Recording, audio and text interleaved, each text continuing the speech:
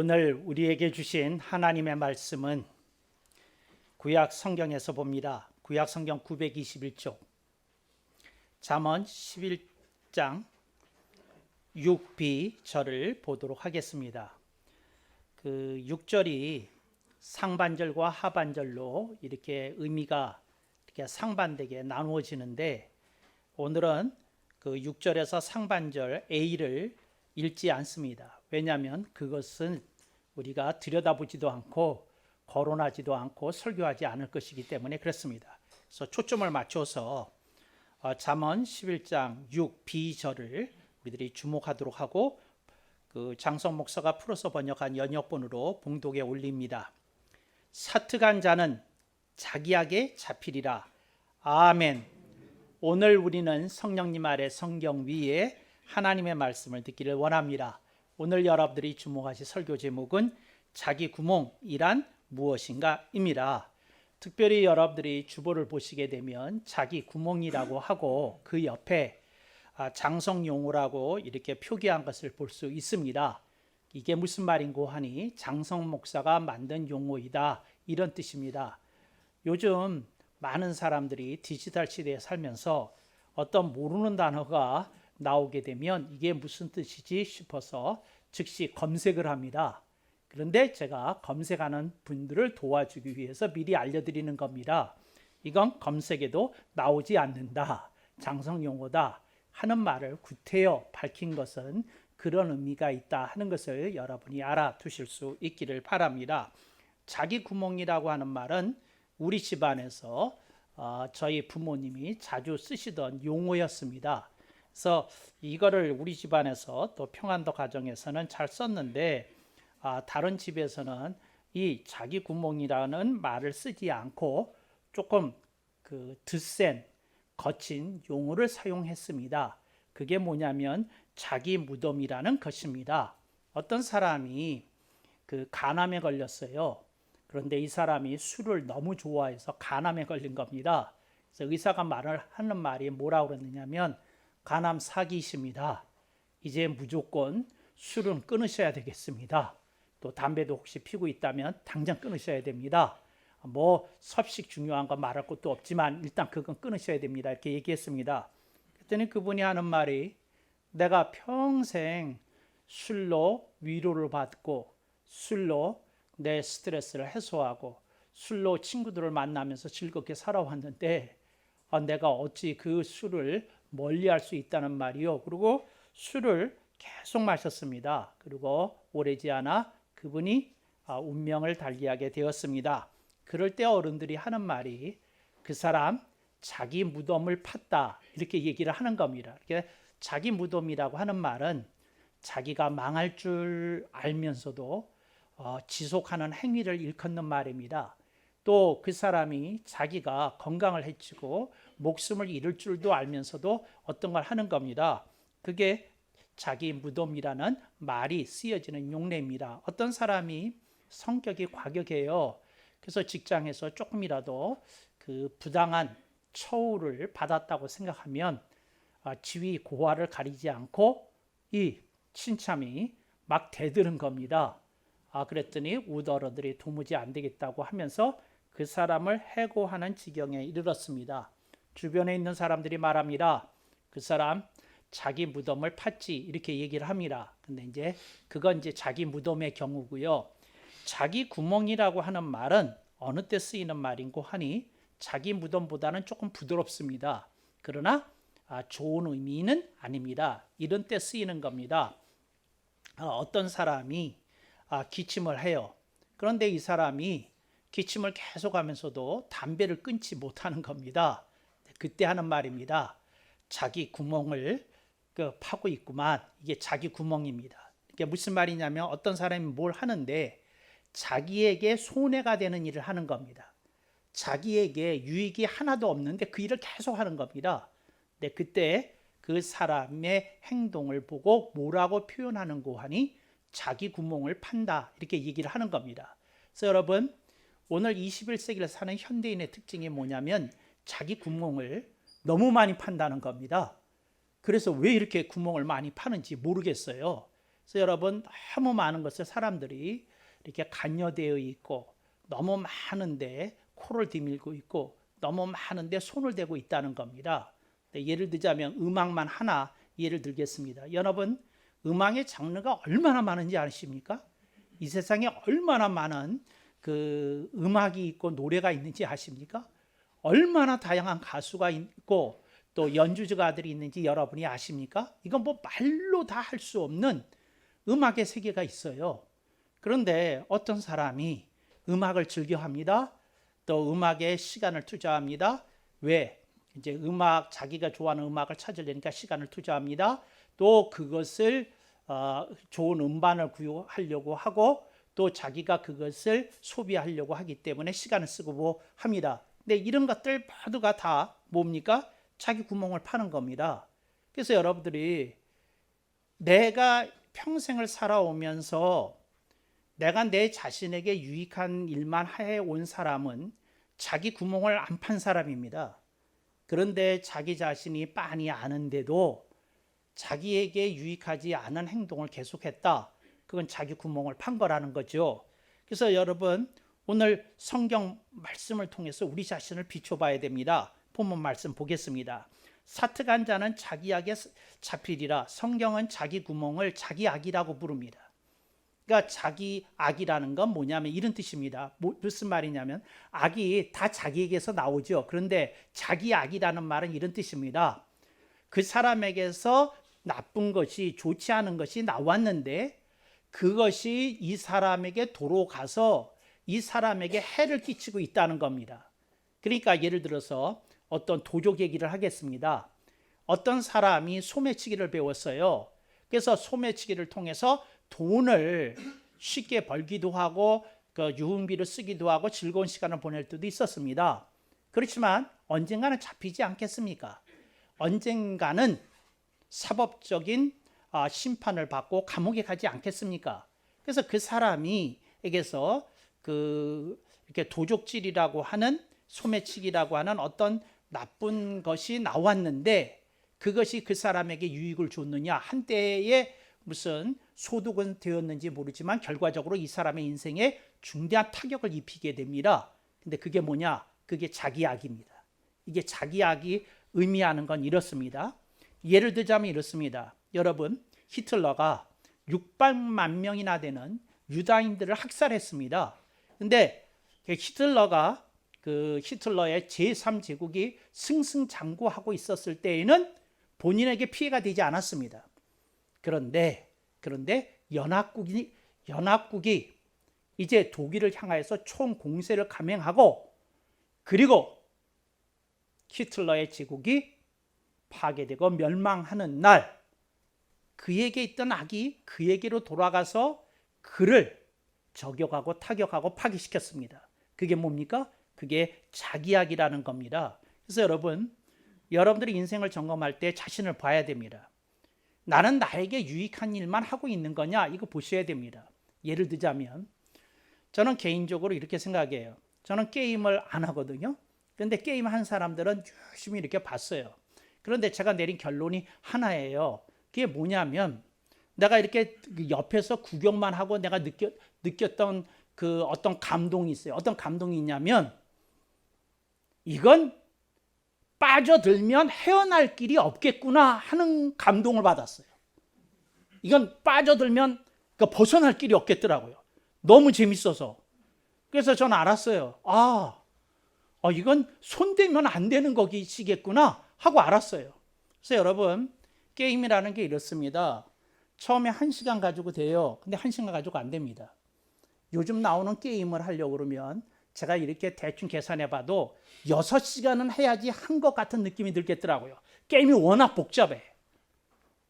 전혀 시침이 떼고 난 안 해본 느낌을 가지고 얘기하고 있으니까 당황스럽네. 내가 분명히 하는 사람이 여기 앉아 있는 걸 알고 있는데 한 6시간을 해야지 게임 한 느낌이 들겠더라고요. 근데 한 것 같은 느낌이 드는 데만 6시간이에요. 그러니까 조금 이 기세를 타고 조금 뭔가 좀 빠져들려고 그러면 한 10시간은 해야 12시간은 해야 뭐가 말이 되는 거거든요. 그런데 이게 자기 악이라는 거죠. 왜? 자기에게 생기는 유익이 아무것도 없잖아요. 돈이 생기는 게 아니잖아요. 자기가 무엇을 배워서 발전하는 게 아니잖아요. 예를 들자면 이런 걸 자기 구멍이라고 얘기를 하는 겁니다. 여러분들이 좀 생각해 보실 수 있길 바랍니다. 제가 어떤 그 주부들을 알아요. 꽃을 많이 키웁니다. 그 베란다니 뭐 발코니니 할 것 없이 많이 키우고 막 합니다. 그리고 얼마나 정성을 쏟는지 몰라요. 근데 제가 그분들이 꽃에 대해서 그 취미를 갖고 투자하고 즐거움을 얻고 있는 것을 보면서 제가 느낀 거예요. 다는 그런 것도 아니겠지만 이런 분들이 어떤 분들 중에는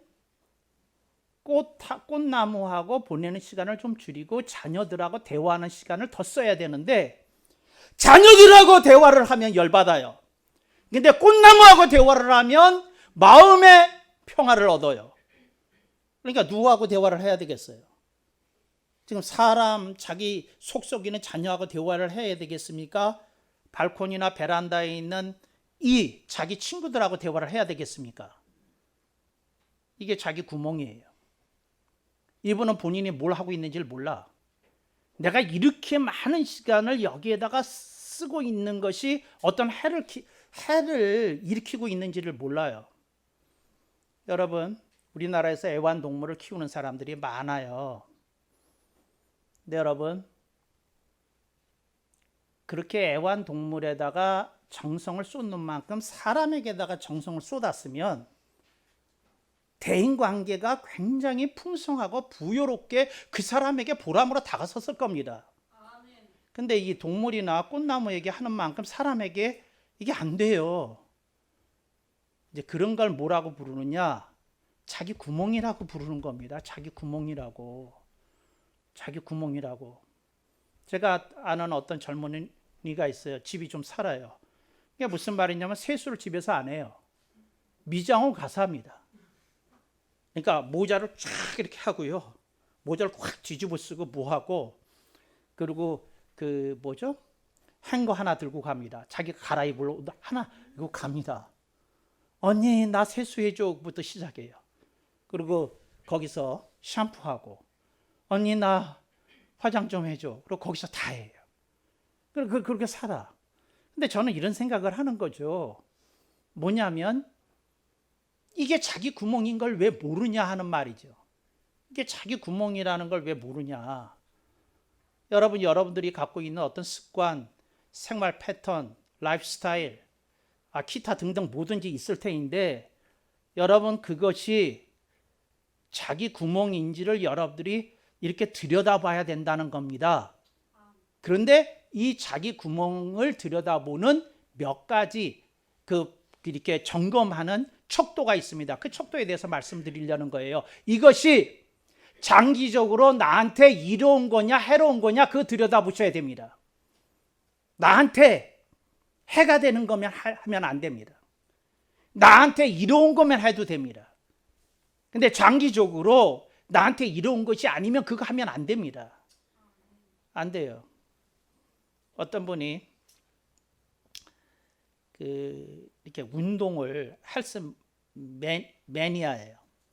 그래가지고 65세인데 하여튼 헬스로 하루에 한 3시간씩 쓰시는 분이에요. 근육질이고 뭐 단단해요. 근데 이분이 얼마 전에 병원에 갔다 왔더니 한숨을 푹 쉬는 거예요. 왜 쉬느냐? 하도 러닝머신을 뛰어서 관절이 다 나갔답니다. 그래서 의사가 뭐라고 얘기하냐면 많은 사람들이 착각을 갖고 있는데 자기의 신체의 상황에 따라 운동을 해야 되는 거지 무조건 운동을 많이 한다고 좋은 게 아닌 겁니다. 그래서 이게 러닝머신 할 때 이게 뛰게 되잖아요. 이렇게. 근데 이게 관절에다가 그렇게 압박을 가했답니다. 관절이 다 나가가지고 인공관절을 하지 않으면 걷기도 어려울 지경이 됐다고 의사 하는 얘기를 들은 거예요. 내가 오늘도 3시간 운동하고 왔는데요. 의사가 하는 말이. MRI는 거짓말 안 합니다. 뼈의 상태를 보여주는 거예요. 네, 여러분. 이분은 운동이 자기한테 건강을 가져다 준다고 믿고 운동을 했는데 그게 뭐였습니까? 그게 자기 구멍이었어요. 자기 구멍. 어떤 어머니가 자녀를 극진히 사랑했어요. 헬리콥터 맘으로 살았어요. 헬리콥터 맘이라는 말 아세요? 자녀 주변을 헬리콥터가 빙빙 도는 것처럼 돌다가 어려움 있어? 그럼 내가 도와줘야지. 힘든 거 있으면 내가 개입해야지. 그런 어머니를 헬리콥터 맘이라고 부릅니다. 미국 뉴욕에 가면 그 헬리콥터 맘들이 많이 나타나요.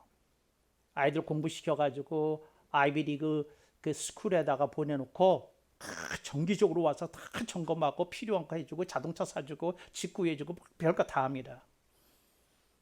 그 엄마가 모르는 게 있어요. 그 자녀에게 자생력이 안 생긴다는 겁니다. 자생력이라는 건 이런 겁니다. 어려움에 처했을 때 스스로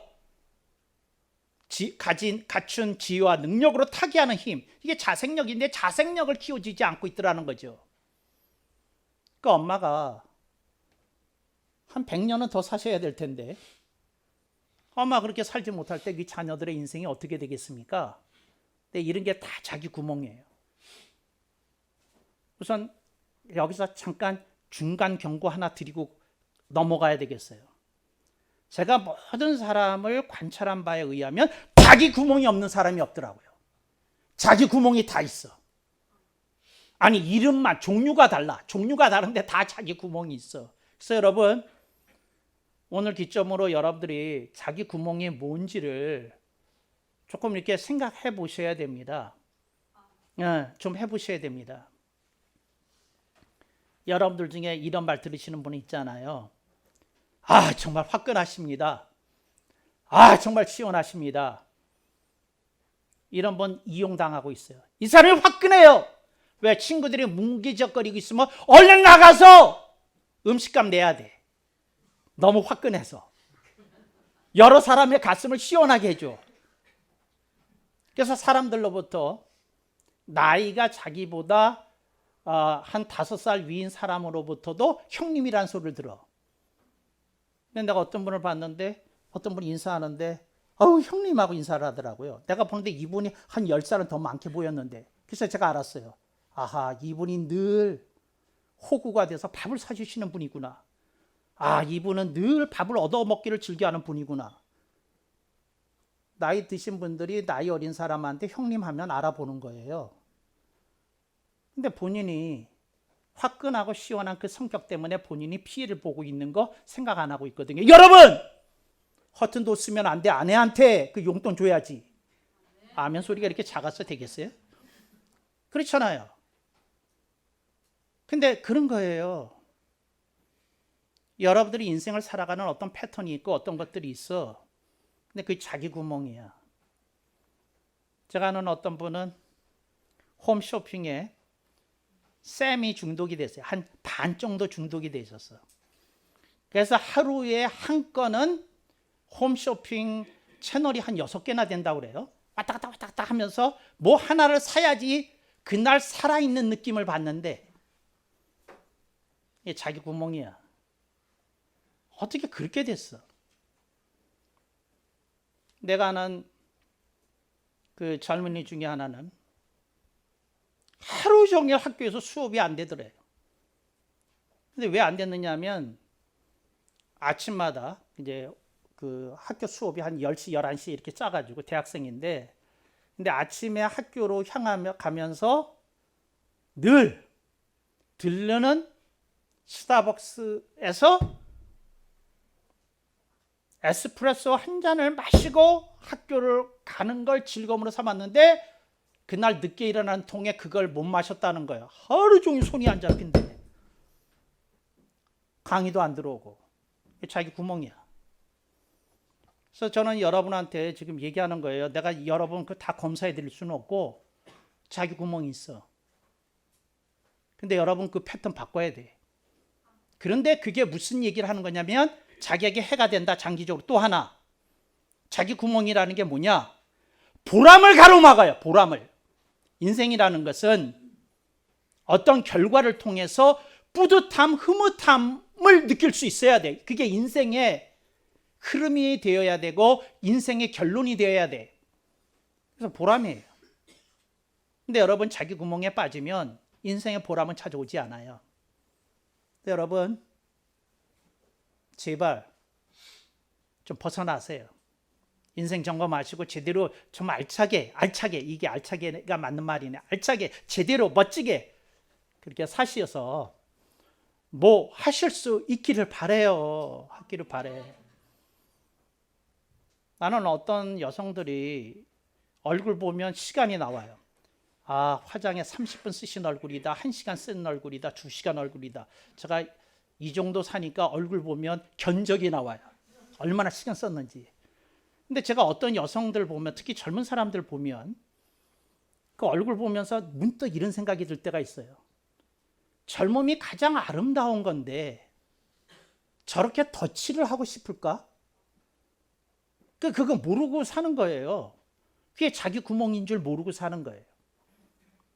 여러분, 여러분들이 하고 있는 모든 걸 좀 들여다봐. 그거 다 자기 구멍일 수 있어요. 성경은 자기 구멍을 만드는 사람들의 특징에 대해서 얘기합니다. 오늘 본문 봅니다. 사특한 자라고 그럽니다. 이게 한국어의 아름다움입니다. 사특이라는 말, 영어로는 the wicked라고 하는데 이 사특이라는 말 좀 알아두세요. 그래서 제가 주보에다가 여러 번 끄트풀이를 해놨습니다. 그르다 사예요. 그르다는 말이 무슨 말이냐면 맞지 않다, 틀렸다 그 말입니다. 그르다 사. 그러니까 무슨 말이냐면 이쪽 길로 가면 정상으로 가는데 이쪽 길로 가면 막다른 골목에 처하는 길이 있어요. 산행을 하다 보면. 그런데 이쪽 길, 왼쪽으로 가는 길, 그게 뭐예요? 그런 길이야. 정상으로 향하는 길이 아니야. 그게 사의 뜻이야. 그러다. 이건 틀렸다 그거예요. 이게 굉장히 중요한 말이에요. 여러분들의 인생을 맞는 코스로 택할 수도 있고 틀린 코스를 택할 수도 있다. 올바른 코스를 택할 수도 있고 그런 코스를 택할 수도 있다. 사자예요. 그 다음에 특에 대해서 얘기하겠어요. 못되다 특이라고 하는 거는 뭐냐면 그래서 어쩌라고? 나는 이렇게 살 건데 내가 내 돈 가지고 술 먹고 내가 노래 부르고 싶어서 이 한밤중에 노래 좀 크게 부르고 싶으니 무슨 상관이야? 당신이 뭔데 상관이야? 내가 기분 좋아서 노래 좀 부르겠다는데. 이제 이게 특이해요. 못된 거예요. 잘못을 인정 안 하다 특이해요. 못되다는 말의 뜻이 뭐냐면 잘못을 인정 안 하는 거예요. 고집을 피는 거예요. 이게 사특이라는 말이 그 말이야. 이게 멋진 말이잖아요. 사특이라는 말이. 그러니까 사람이 악하다고, 성경은 악하다고 얘기를 해도 우리들이 다 알아들을 것 같은데 조금 못 알아들을 것 같으니까 조금 이런 단어를 통해서 우리들에게 교훈을 주시는 거예요. 사특하다. 틀렸는데 그것이 바득바득 옳다고 우긴다. 사특이잖아요. 요즘 정치인들이 하는 꼬라지를 보면 사특하잖아. 분명히 틀려서 다 부정부패인 거 아는데 아주 뻔뻔하게 우겨요. 그게 뭐야? 그게 사특한 거야. 여러분, 사람이 사로 갈 수가 있어요, 때로는. 그런데 특까지 가면 안 돼. 그러니까 그것을 옳다고 뻔뻔하게 고집하면 안 된다고. 특까지 가면 안 돼. 그러니까 그런 데서 그렇죠? 제가 조금 욕심이 과했죠? 제가 좀 부끄럽게 좀 그랬죠? 뭐 이러고 멈춰야지. 거기서 멈춰야지. 사특하면 되겠어요? 정말이에요. 여러분, 주님은 이렇게 얘기하십니다. 얘야, 네가 구멍을 만들지 않냐? 자기 구멍을. 근데 네가 네 인생에 유익이 되는 게 없고 해가 되고 보람을 안겨다 줄 수 없는 거라고 그러면 네가 이쯤에서 점검하고 멈춰야 되지 않느냐? 수리해야 되지 않느냐? 자동차도 멈췄으면 수리하고 다시 부품 깔고 그리고 해야 되는 건 아니냐? 너도 그렇게 해야 되는 거 아니냐? 주님은 그렇게 말씀하시는 거예요. 그렇게 해야 됩니다. 그렇게 해야 됩니다. 그렇게 해야 됩니다. 여러분 제발 좀 그렇게 하실 수 있기를 바랍니다. 좀 제발 그렇게 하실 수 있기를 바랍니다. 제가 제가 제가 미국에 2008년에 갔을 때 거기서 미국 필라델피아 방송의 애청자들 몇 사람하고 이렇게 모여서 이렇게 대화를 하는 시간이 있었거든요. 근데 그분들 중에 어떤 분이 제가 설교하는 스타일이 찰스 스탠리 같다고 말씀하시는 분이 있었어요. 그 스타일이 이제 찰스 스탠리 목사님이 어떻게 하시느냐면 어떤 주제를 설명을 하신 다음에 1, 2, 3, 4, 5, 6, 7, 8, 9, 10 이렇게 말을 이렇게 쫙 하고 설명을 풀어주시는 분입니다. 얼마 전에 돌아가셨어요. 근데 찰스 스탠리 목사님하고 비슷한 부분이 있으십니다. 그랬더니 어떤 분이 뭔 소리야, 이 목사님 스타일은 그게 아니고 폴 워셔 같아. 여러분, 찰스 스탠리 목사님은요 차근차근 이렇게 1, 2, 3, 4, 5, 6, 7, 8 이렇게 가르쳐 주시는 스타일이고, 폴 워셔 목사님은 목소리부터가 저음에다가 소리가 커요. 소리 꽉 지르고 시작해. 그렇게 시작해. 그래서 이렇게 해. 근데 내가 그분 얘기를 듣고는 그분 동영상을 몇 개를 봤어요. 그렇게 봤는데 그렇게 사람들이 긴장하고 듣는 거 처음 봤어요. 다 긴장하고, 미국 청중이 긴장하고 듣고 웃음기 하나 없어요. 하나 없고, 그리고 아멘 소리도 없고, 뭐 호응 없어요. 그러니까 찰스 스탠리 목사님 할 때는 호응이 있어요. 이렇게 느껴지는 게 있어. 분위기는 뭐니 이렇게 딱 이렇게 소리는 내지 않더라도 느껴지는 게 있는데 이분 그래. 그렇게 설교를 하더라고요. 근데 이분이 참 지혜로운 분이야. 자기는 이렇게 목회를 하면 교인들이 안 모일 거를 알으셨어. 그래서 선교회를 해. 교회를 안 해. 교회를 안 해요. 그런데 제가 지금 무슨 얘기를 하는 거냐면, 거기 있는 방송 애청자 중에 한 분이 이런 얘기를 하셨어요. 목사님이 폴 워셔 목사님처럼 옳은 말씀 하시는 거 참 감명 깊습니다. 근데 저희가 가슴이 조금 쓰릴 때가 있습니다. 목사님의 그런 것 때문에 교인들이 많이 안 모일 것 같은 예감이 들어서요. 그래서 목사님 폴 워셔 목사님 같은 거 설교 좀 하지 마시고 찰스 스탠리 목사님 쪽으로 좀 더 강화하셔야 목사님 교회가 크게 부흥이 되고 왕성하고 살 길이 되지 않겠습니까? 이런 얘기를 하는 거예요. 근데 거기서 이제 자유롭게 얘기를 하는 시간이었으니까. 그래서 제가 그걸 듣고 이제 호텔 방에 와서 이런 것을 생각해 본 거예요. 무슨 생각을 했냐면, 가만히 있어봐. 찰스 스탠리 스타일로 하면 교인이 많고, 이분은 큰 교회를 하셨어요. 메가 처치. 초대형 초자까지 붙일 정도인지는 모르는데 하여튼 대형 교회를 하셨어요. 교인이 한 15,000명 모이는 교회를 하셨으니까. 이제 그런 교회를 하시는 분이고, 이분은 미국 전역을 순회하면서 설교하고 선교지 다니시고 하는 폴 워셔 목사님이고. 그래서 제가 이렇게 가만 생각해 봤어요. 무슨 생각을 해봤느냐면, 나는 어디로 가야지? 그렇게 생각해 봤어요. 근데 저는 이 생각을 해본 거죠. 무슨 생각을 한 거냐면, 내가 하나님을 기쁘시게 위해서 설교를 하는 거지 사람을 즐겁기 위해서 설교한 것이 아닌데. 그러니까 여러분은 저를 조금 인내하시면서 설교를 계속 들으셔야 될 것 같아요. 무슨 말이냐? 저는 소리 꽥 지르기도 할 거고, 부드럽고 따뜻하게 설교하기도 할 거고, 이제 두 가지를 할 거예요. 그런데 여기서 중요한 게 있어요. 그게 뭐냐? 오늘 우리들이 사특은 버려야 되겠다는 겁니다. 그러니까 그릇된 것이 잡혔을 때에는 거기서 멈춰야 되겠다는 겁니다. 거기서 더 고집피지 말고, 더 나아가지 말고, 더 우기지 말고, 더 버티지 말고, 거기서 딱 하고 돌아서야 되겠다. 달라져야 되겠다. 새로져야 되겠다. 그런 생각을 합니다. 구약 성경에 보면 요나라는 선지자가 있습니다. 하나님이 저를 니느웨로 보내셨는데 다시스로 도망을 갔습니다. 여러분이 잘 아는 스토리를 통해서 큰 물고기 뱃속에 있다가 꺼냄을 받고 니느웨로 가서 큰 부흥의 역사를 일궜습니다. 근데 여러분, 성경을 보면 요나가 니느웨 성이 그렇게 회개하고 돌아온 다음에 그 니느웨 성 밖에서 이제 저들이 다시 옛 모습으로 돌아갈 것인즉 하나님의 심판이 올 때까지 내가 여기서 진을 치고 저들의 멸망을 기다리라 그러고 바깥에 있었어요. 누가? 요나가. 요나가 어떤 사람입니까?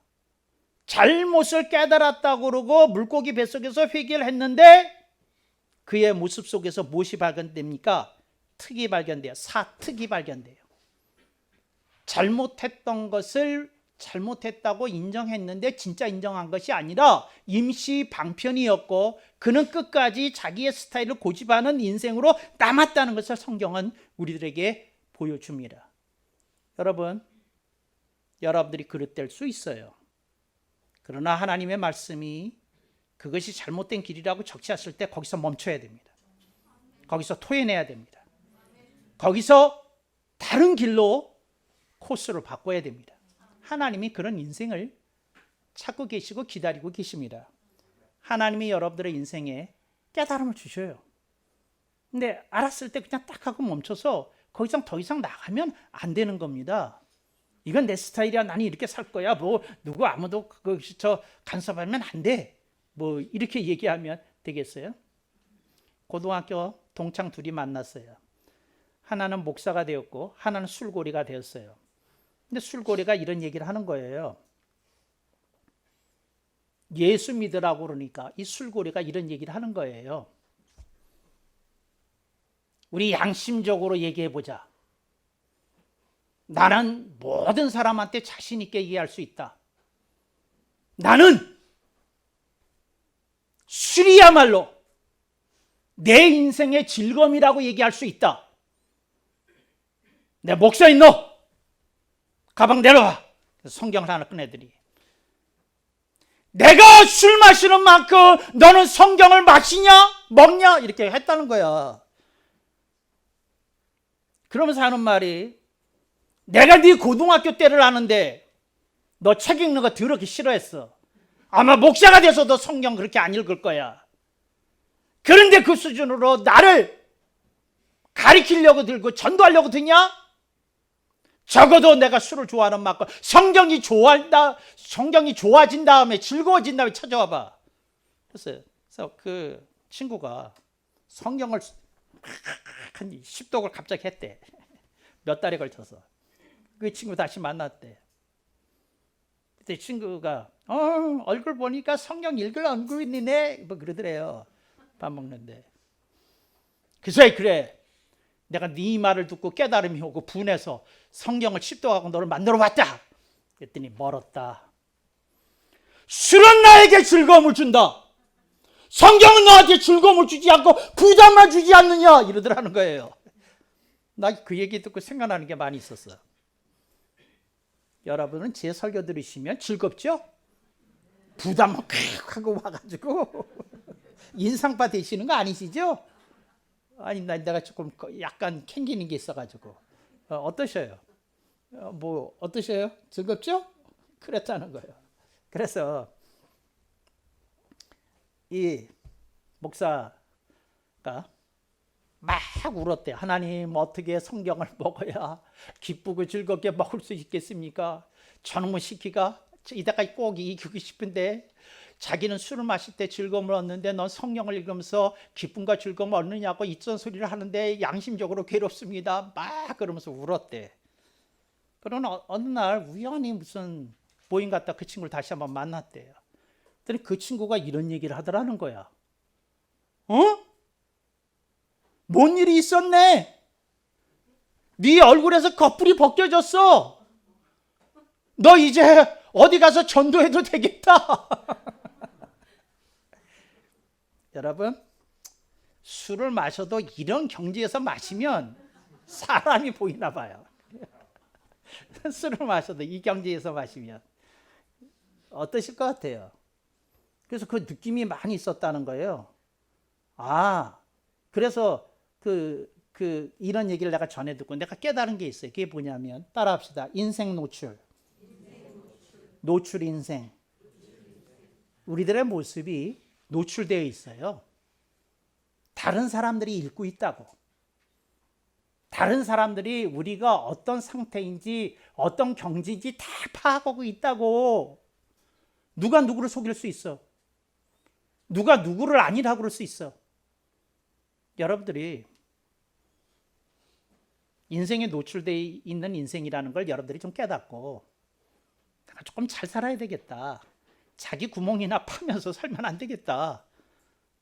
근데 그렇게 살아야 되지 않겠어요? 여러분들이 이게 자기 구멍 좀 이제 그만 파시고 제대로 된 인생 살고 뭐하고 그러실 수 있기를 바랍니다. 제가 이런 생각을 좀 해봤어요.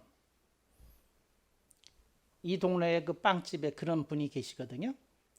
사장님이신데 빵집이신데 그 취미가 그 아침에는 이제 빵 이렇게 준비해서 다 세팅하고 뭐하고 막 그러고 바쁜 시간 지났을 때 그게 뭐 3시에서 5시래나 하여튼 그 시간에 그 게임기 가지고 노는 게 취미인 거예요. 그래서 앞으로 3시간 나 부리지 마, 찾지 마. 아내한테 얘기를 하고는 게임을 하시면서 스트레스 푸는 분이 계셔요. 근데 이 얘기를 들었어. 전에 들었어. 나 그 사람 얼굴도 몰라요. 근데 하여튼 들었어. 그래서 난 이런 생각을 한 거예요. 그 사람이 목사님 제가 그 설교 들었어요. 자기 구멍. 근데요 제 유일한 낙이 오후에 게임기 가지고 몇 시간 노는 거예요. 목사님은 이렇게 해서 스트레스 풀은 저에 대해서 무슨 말씀을 해주고 싶으세요? 그래서 제가 생각해 봤어요. 내가 그 사람의 인생으로 들어갔어. 그래서 빵집을 해. 근데 빵집이 되게 고단해. 왜? 이놈은 근무 시간이 너무 길어. 아침서부터 밤늦게까지 10시까지 그게 해야 돼. 아우 너무 스트레스. 그럴 것 같아. 야 정말. 그런데 그 틈 손님이 좀 없을 때 게임이라도 해야지 숨 쉬는 거 아니냐 이렇게 얘기하는 게 다 이해가 되는 거예요. 다 이해가 되는 거예요. 그래서 내가 그 무슨 얘기를 하시고 때 내가 그분 만났다고 생각하고 이런 얘기를 하는 거예요. 하시는 말씀이 구구절절 옳습니다. 유일하게 게임기를 두들려야 스트레스가 풀린다는 말도 이해가 됩니다. 다 이해가 됩니다. 그런데 당신 인생에 발전이 없지 않습니까? 당신은 더 크게 되셔야 될 뿐이고 더 잘 되실 뿐이고 더 멋진 인생을 살아야 되는데 게임기에 빠져서 40대를 보내기엔 너무 아까운 인생 아닙니까? 이렇게 소리쳐 주고 싶더라는 것이지요. 그래서 여러분이 자기 위안으로 삼기 위해서 어떻게 시간 보내시면 젊음의 시절이 날아가. 젊음의 시절이 날아가. 이해돼요. 이해는 되는데 날아가. 고집펴리지 말고 좀 다르게 살아야 돼. 다르게 살아야 돼. 다르게. 다르게 살아야 돼. 다르게 살아야 돼. 다르게. 그게 다르게 살아야지. 그렇게 살면 안 되겠어요? 또 하나. 어떤 분이 이런 얘기를 하는 거예요. 뭐라고 얘기하느냐 하면 자기가 사람들에 대해서 뒷담화를 해야지 스트레스가 풀리는 게 있대. 그래가지고 다른 직장에 다니는 친구하고 만나가지고 밥을 먹고 일주일에 한두 시간씩 밥 먹고 그 다음에 그 커피숍에 가가지고 막 직장 상사들, 동료들, 후배들 막 씹어야지 속이 풀린대. 그렇게 한다는 거야. 그래가지고 그랬어요. 그분이 이런 얘기를 하는 거예요. 목사님은 직장 생활 안 해보셔서 이렇게 사람을 씹어야지만 스트레스가 풀리는 사람들 이해 못 하시죠? 그랬어요. 근데 저녁에 기도하는데 이 사람 얘기가 자꾸 귓가에 맴도는 거야. 그래서 제가 그 사람 인생으로 이렇게 들어가 봤어. 이제 그렇게 상상으로. 그래서 직장에서 상사로부터도 스트레스 막 받고 근데 받아칠 수도 없고 동료하고도 하는데 은근히 사람을 치는데 아주 빈정이 상하게 하고 아래 것들은 일할 줄도 모르면서 들이받기나 하고 MZ세대 특히 내가 제일 싫어하는 숫자가 M하고 Z인데 어떻게 그렇게 다 합쳐졌나 몰라. 아직 이런 생각이 나 가지고 있어. 그렇게 다 이해돼. 그래서 절친과 만나서 조금 이렇게 뭔가 썰을 풀어야지 해결이 되고 그런 게 있잖아. 그런데 그 사람의 인생 그렇게 하는데 여기서 얘기하는 게 이거예요. 그게 뭐냐면 여러분 씹는 인생은 씹는 인생으로 끝난다는 거예요. 품는 인생이 돼야 품는 인생이 돼. 사람을 품을 수 있는 리더십은 씹는 태도에서 나오는 게 아니거든. 내가 조금 더 여러 사람에게 영향력을 행사할 수 있는 사람이 되는 건 내 그릇이 조금 커져야 된다는 뜻이거든. 근데 거기에 빠지게 되면 헤어날 길이 없거든. 이해돼요. 이해는 되는데 거기서 벗어나야 막 되는 거예요.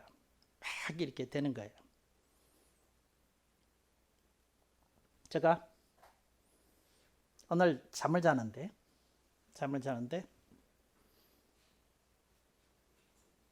빗소리가 자꾸 들리는 거예요.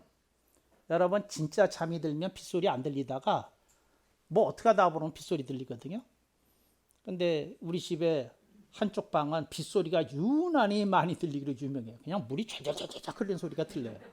이제 그런 방이 있는데, 근데 그 빗소리가 막 이렇게 들리는 거예요.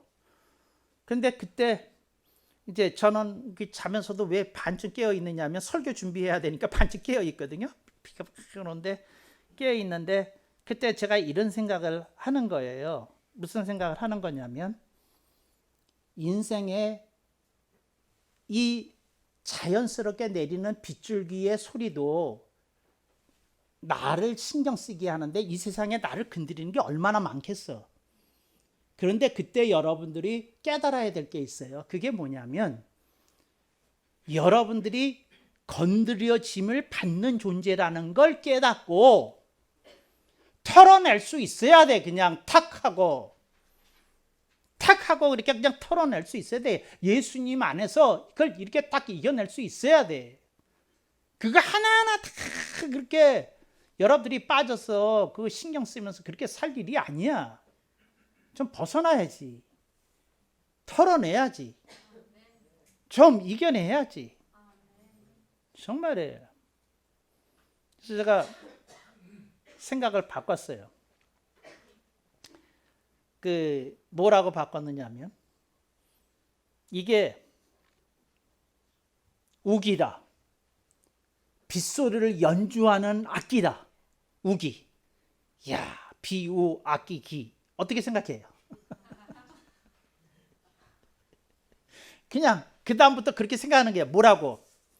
우리 집에는 전 세계에 별로 없는 침실에서 빗소리를 그냥 꽉 소리를 들을 수 있는 관이 방 옆으로 이렇게 흐르는 우기가 있는 집이다. 바꿔야지. 뭘 어떻게 하겠어. 그리고 내가 이걸 편안하게 받아들이면 비도 편안히 내려가실 거다. 비를 좀 괴롭게 하지 마세요. 비를 좀 편안하게 해줘요. 비가 편안하게 비오시게. 여러분의 인생의 비들이 예수 그리스도 안에 있는 사람에게 악기의 연주 소리처럼 이렇게 포근하게 떨어지고 여러분들이 여러분의 인생을 통해서 자기 구멍을 메꾸는 데 그치는 것이 아니라 하나님께 영광을 돌리는 귀한 삶이 되기를 축복합니다.